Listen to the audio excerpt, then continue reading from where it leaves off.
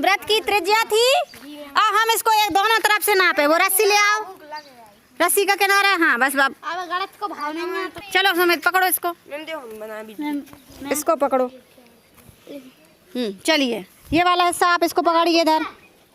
अब इसको इस रस्सी को आपको दूसरे किनारे तक ले जाना है, सीधा ले जाओ दूसरे किनारे तक। हाँ ठीक है। हाँ ये हमारा ये चल पहले बाहर हो आप लोग बाहर, ठीक है। ये दोनों और जो बन गया ये क्या बन गया, देखो कितनी त्रिज्याएं हो गई।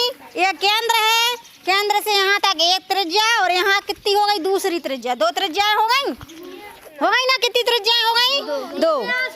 हाँ वेरी गुड। ये क्या हो गया, व्यास। व्यास जो होता है वो त्रिज्या का कैसा होता है, दो त्रिज्या है माने कितना हो गया, एक व्यास हो गया। व्यास त्रिज्या, दो त्रिज्याएं हैं, जब हमने दो त्रिज्याएं मिलाई तो क्या बना, एक व्यास। तो व्यास कैसा हो गया त्रिज्या का, दो भागों में यानी दोगुना। शब्द बोलो ना, होता है व्यास त्रिज्या का दोगुना होता है। अब इसको नापो भैया, है दोगुना क्या, नापो भाई इंची टेप से।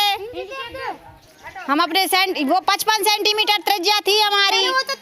कितनी थी त्रिज्या, तो व्यास कितना होना चाहिए, दोगुना करो 55 का, 110 होना चाहिए। देखो भाई 110 है, 60 और 50 कितना हो गया, 110। तो व्यास कितना हो गया, 110। त्रिज्या कितनी थी, 55 सेंटीमीटर और व्यास हो गया 110 सेंटीमीटर। तो व्यास कैसा हो गया, 55 दूनी 110 दोगुना। समझ में आ गया।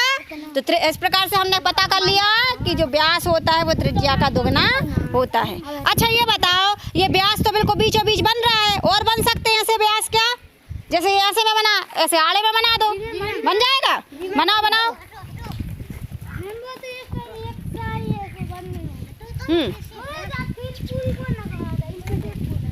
बन गया, आड़े में बन गया।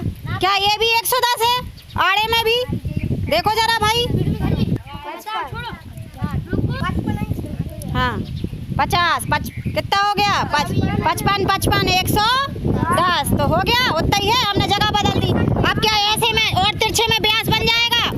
तो हमें सिद्ध हो रहा है कि हम यदि मतलब अगर हम जो रेखाएं बनाएं कितनी भी आड़ी टेढ़ी या तिरछी जो केंद्र से होकर जाती हूँ, कहाँ से जा रहा है व्यास, व्यास कहाँ से होकर जा रहा है, केंद्र से होकर जा रहा है, केंद्र से होकर जा रहा ना, ठीक है। तो केंद्र से होकर हम बहुत सारे व्यास एक वृत्त में खींच सकते हैं, खींच सकते हैं ना। चलो भैया अब केंद्र से हट के कोई रेखा खींच लो, रस्सी से खींचो। चलो केंद्र से हट के, केंद्र नहीं आना चाहिए, केंद्र के बाजू में दोनों ओर। हाँ चलो भाई ये नापो, ये कितना है,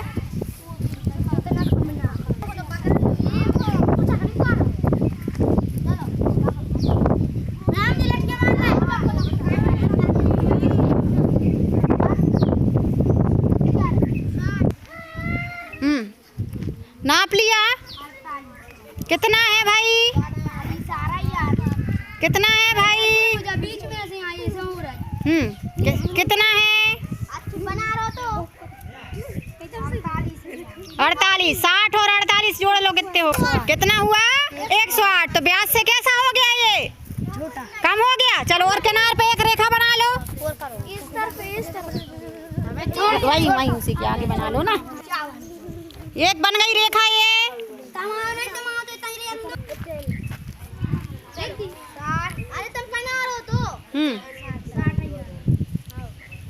60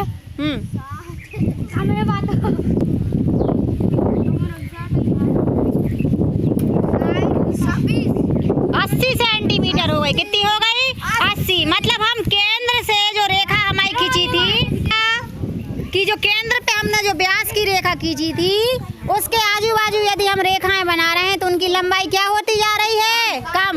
108 हुई, 100 हो गई, फिर 80 हो गई, है ना। तो ये जो रेखाएं हम व्यास को छोड़ के जो खींच रहे हैं ये सब कहलाती हैं जीवाएं। क्या कहलाती हैं, जीवा। व्रत की जीवा। व्रत में बहुत सारी जीवाएं खींच सकते हैं, खड़ी रेखाएं, आड़ी रेखाएं, ठीक है। अभी हम बोर्ड पे बताएंगे आपको।